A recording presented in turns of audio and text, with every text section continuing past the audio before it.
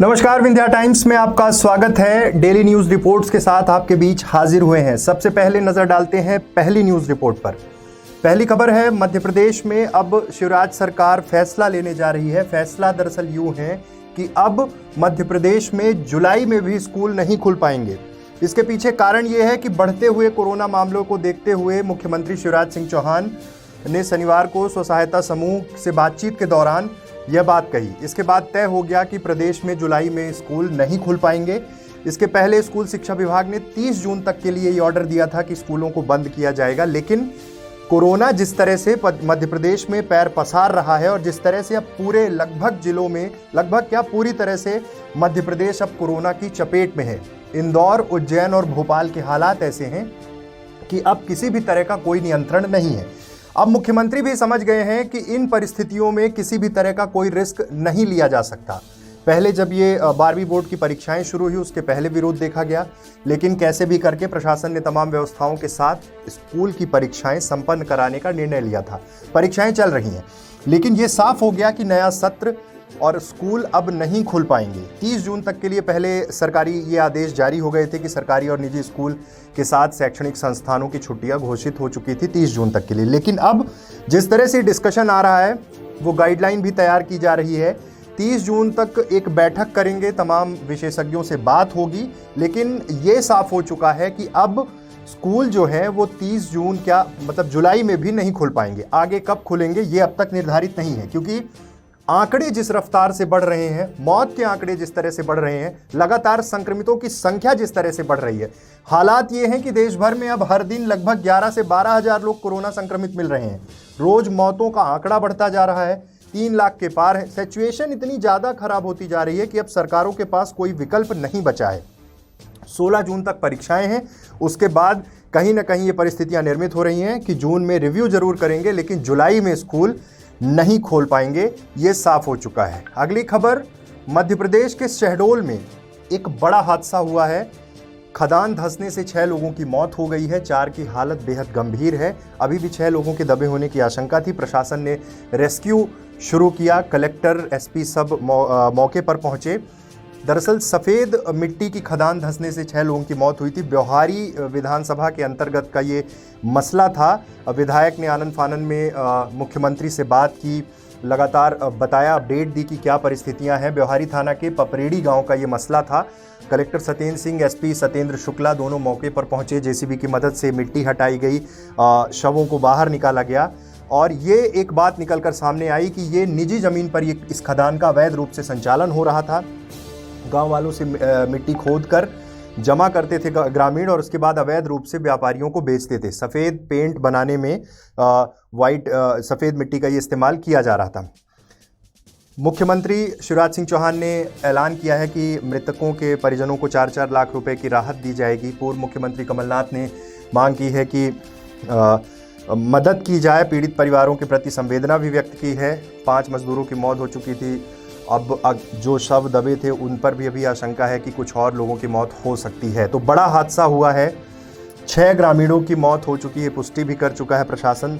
स्थानीय विधायक शरद कोल ने मुख्यमंत्री से जब बात की, उसके बाद मुख्यमंत्री ने घटना पर दुख जताया और परिजनों को 4-4 लाख रुपए की आर्थिक मदद देने का ऐलान किया। तीसरी खबर की ओर बढ़ रहे हैं। तीसरी खबर है, मध्य प्रदेश में आज 51 नए केसेस कोरोना के सामने आए। कांग्रेस विधायक, मध्य प्रदेश युवा कांग्रेस के अध्यक्ष कुणाल चौधरी कोरोना पॉजिटिव पाए गए। आइसर क्वारंटाइन सेंटर में 11 संदिग्धों की रिपोर्ट पॉजिटिव आई है। इसके पहले ज्योतिरादित्य सिंधिया और उनकी मां की रिपोर्ट कोरोना पॉजिटिव आई थी, बाद में उनकी रिपोर्ट नेगेटिव आई, स्वस्थ हुए। 19 जून को राज्यसभा चुनाव है। वोटिंग के पहले विधायकों को नो कोविड कॉन्टैक्ट डिक्लेरेशन देना होगा। विधायक के कोरोना पॉजिटिव आने के बाद मध्य प्रदेश में सियासत शुरू हो गई है। दरअसल कुणाल चौधरी पिछले दिनों मध्य प्रदेश के पूर्व मुख्यमंत्री, कांग्रेस के प्रदेश अध्यक्ष कमलनाथ से मिले थे। तमाम उपचुनावों को लेकर चर्चा हुई थी। यूथ कांग्रेस कैसे काम करेगी, युवा संगठन कैसे काम करेंगे, इस चीज़ को लेकर चर्चा हुई थी। धरना प्रदर्शन में थे कई जगह। उसके साथ ही कई पूर्व मंत्रियों से भी मिलने का जिक्र है। अब जब उनकी रिपोर्ट पॉजिटिव आई है तो प्रशासन पड़ताल करना शुरू कर चुका है कि आखिर कितने लोग विधायक कुणाल चौधरी के संपर्क में आए थे। आज जो रिपोर्ट्स आई उसमें 1964 सैंपल में से 51 नए केस सामने आए हैं। इसके साथ अब संक्रमितों की संख्या भोपाल में 2144 और इनमें 69 की मौत हो चुकी है। इसके अलावा अभी तक 1454 संक्रमित स्वस्थ होकर घर लौट चुके हैं। आंकड़े जिस रफ्तार से कोरोना के बढ़ रहे हैं उससे कहीं ना कहीं अब सरकार के लिए बहुत चिंता की बात है। हम जिस फेज में लॉकडाउन कर रहे थे, तमाम चीज़ों को जाम किया गया था, बड़ी सख्ती के साथ पालन हुआ, देश भर ने पालन किया। हमारे वॉरियर्स, पुलिसकर्मी, स्वास्थ्यकर्मी, सफाई कर्मी, फ्रंट लाइन वॉरियर्स जो हैं वो लगातार काम कर रहे थे, अभी भी कर रहे हैं। लेकिन अब परिस्थितियां किस तरह की हो रही हैं, हर दिन जितनी संख्या में आंकड़े निकलकर सामने आ रहे हैं और जो अस्पतालों की अब स्थिति निर्मित होती जा रही है, खुद सुप्रीम कोर्ट ने संज्ञान लिया और ये कहा कि दिल्ली में जो हालात हैं, दिल्ली सहित 4 अन्य राज्यों से जवाब मांगा है, किस तरह की व्यवस्थाएं हैं, केंद्र सरकार से जवाब मांगा है। जिस तरह की बदहाली की स्थिति निर्मित हो रही, उससे कहीं ना कहीं अब संक्रमण का खतरा भी बढ़ा है और साथ ही साथ ये जो आंकड़े निकल कर सामने आ रहे हैं उससे कई सवाल खड़े हो रहे हैं। बहुत तेजी से भारत में अब पैर पसार रहा है कोरोना। हमें और आपको सतर्क रहने की ज़रूरत है। हम और आप सावधान रहें, क्योंकि जो परिस्थितियां हैं और जिस तरह से ये आंकड़े निकलकर अब सामने आ रहे हैं वो कहीं ना कहीं बेहद चिंता की बात है। लगातार ये देखा गया कि कहीं ना कहीं एक स्तर पर लापरवाहियां भी हो रही थी। ये लापरवाहियां आखिर क्यों हो रही थी? प्रशासन हर एक सिचुएशन में आपके साथ है, आपके साथ कदम से कदम मिला रहा है, हमारे वॉरियर्स काम कर रहे हैं। लेकिन अगर हम लापरवाही बरतना शुरू कर देंगे तो क्या आलम होगा?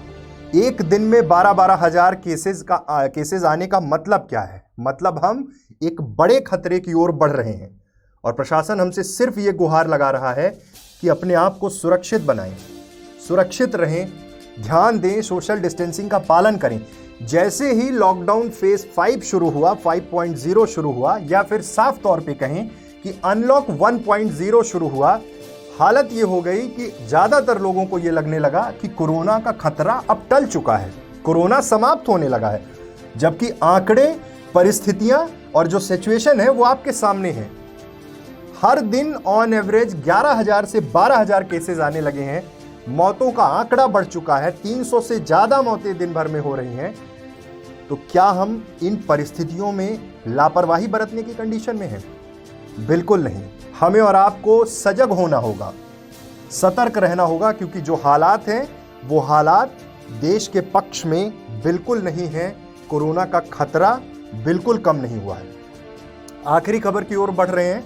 आखिरी खबर, कल रीवा से सांसद जनार्दन मिश्रा, बीजेपी सांसद जनार्दन मिश्रा ने प्रेस कॉन्फ्रेंस के दौरान तरह तरह की बातें की थी, तमाम उन चीज़ों का जिक्र किया था। कुपोषण की बात की थी। सरकार 15 साल से है, लेकिन उनका मानना है कि 80% बच्चे कुपोषित पैदा हो रहे हैं। कारण चाउमीन। दूसरा कारण उन्होंने दिया था कि महिलाएं और बच्चियां शराब पी रही हैं। और एक तर्क दिया कि मध्य प्रदेश में शराब बिकनी चाहिए, हर राज्य में शराब बिकनी चाहिए, शराब की दुकानें खुलनी चाहिए, क्योंकि उससे रेवेन्यू जनरेट होता है। क्या सरकारों के पास रेवेन्यू जनरेट करने का शराब के अलावा कोई तरीका नहीं है? क्या सरकारें सिर्फ और सिर्फ शराब पर ही बेस्ड हैं?